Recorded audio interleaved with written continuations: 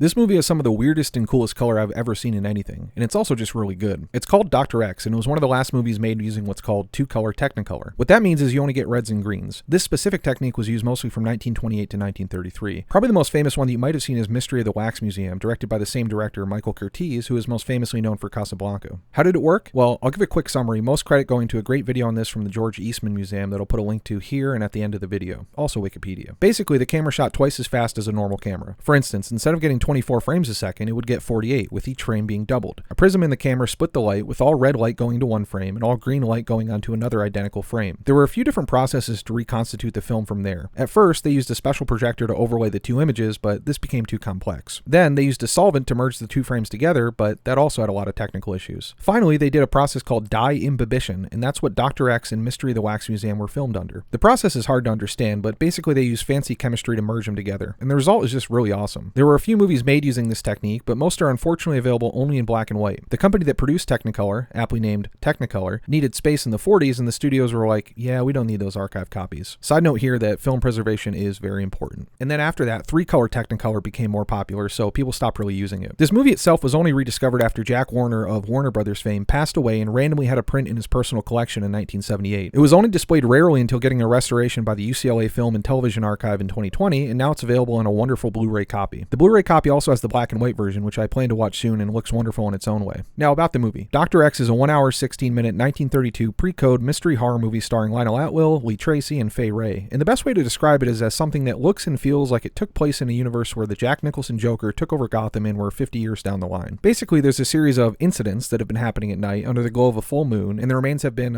ingested after the incidents. Lee Tracy plays a goofy journalist, and he's kind of bumbling around chasing after the story. The police think that the incidents are coming from mad scientist Dr. Jerry Xavier's lab, and you can't blame him. This is like the most evil scientist-coded building I've ever seen. Each suspect has their own lair like Dr. Wily in the Mega Man games, and it rules. I'm not sure I need to say anything more to recommend it. If you like what you see so far, I would definitely recommend watching it. But this is a really entertaining movie even beyond the novelty of seeing a truly stunning version of film color. Some of the shots in here are spectacular, and they really leaned into the greens and reds. It looks so fantastical. I'd love to see a modern movie made with this aesthetic. And it's creepy and funny and scandalous and lurid and all the fun things about pre-code horror movies. And lastly, because I love Rocky Horror, you may recognize the title from the song Science Fiction Double Feature, where it says, Dr. X will build a creature.